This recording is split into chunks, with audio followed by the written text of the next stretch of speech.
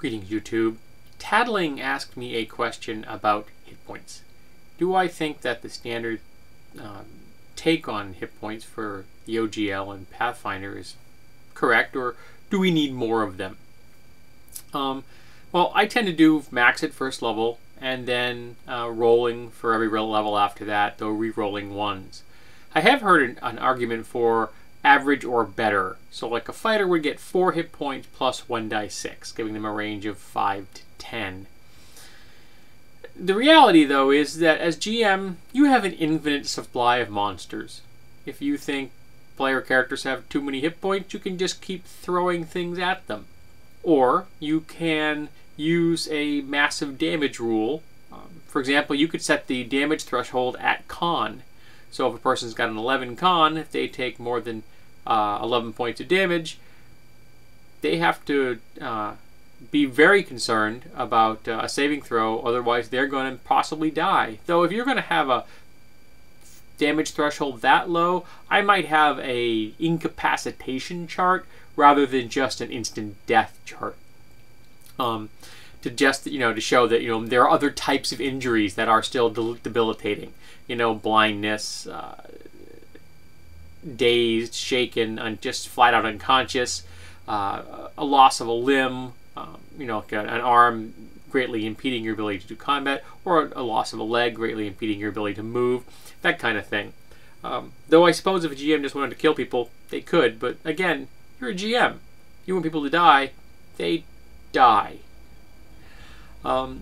I have seen mechanisms like the Radiance uses, where the wound points you get at first level, in the case of a human it would be 8, are all you ever get. That's it. You get 8 wound points. There are a number of abilities you can pick up through classes that can increase that slightly, but I think even if you concentrated on that ability, you're unlikely to have more than, say, double that by the time you're 20th level. Now, there are vitality points in that, but the vitality points aren't used just for defense in the sake of absorbing damage. They're also used to fuel a lot of your class and racial abilities.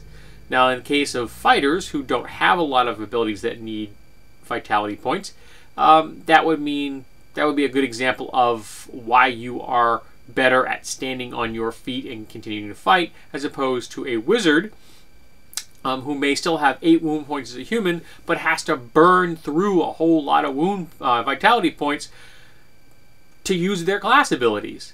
It also means that when you're doing downtime, vitality points are still being burned by a lot of different classes. For example, a wizard that wants to create things is going to be burning through vitality points when that's going on, which makes sense to me, because there are endeavors that, while not physically taxing, are still mentally or emotionally taxing.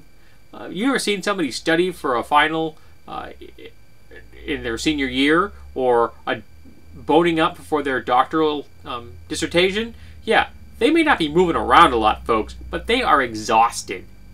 And of course, there are other systems that purely use wound points. They never use any kind of vitality or hit point at all. So I think there's an option out there for 3.5 or Pathfinder for everybody's needs. I just don't really think that we need to have a lot of hit point inflation. For example, in Gamma World, I think it was first edition you rolled 1 die 6 for each point of con. So if you have a 10 con, that's 10 die 6. You could really have a lot of hit points at first level, but it was a deadly world. There wasn't a whole lot of balance when it came to things like that. Your first level character, who may not have much of ability to do a whole lot of damage in combat, could still be facing creatures with 45 or 50 hit points at first level. And even though they could have 40 hit points, that creature was very likely to be doing more damage than they are. So there's a system out there to please everyone, and that's just within the entire sphere of D20, let alone all the other types of systems that are out there. Though I believe Tattling was specifically discussing the OGL and the Pathfinder. So I've been enamored of the Radiant system right now, and I realize I'm beating that with a dead horse, but it's what's on my mind. In fact, I'm rereading the book right now because I'm playing with an idea of revamping the Warlock class, because I don't like the take they had on it because it was evil based, and a lot of the class abilities are very much about channeling, demonic things, and I would prefer a thematically more neutral take. I'm thinking of calling it the Arcane Channeler, and base that around being the conduit of pure chaotic arcane power. But I'd be interested in hearing people's ideas on how they have handled hit points in their campaigns. Or as a player, what have you been exposed to by your GMs that may have diverged from the norm? Do you like mechanisms that go outside the sphere of the standard D20 game, or do you like the bog standard D20 or PF Pathfinder system?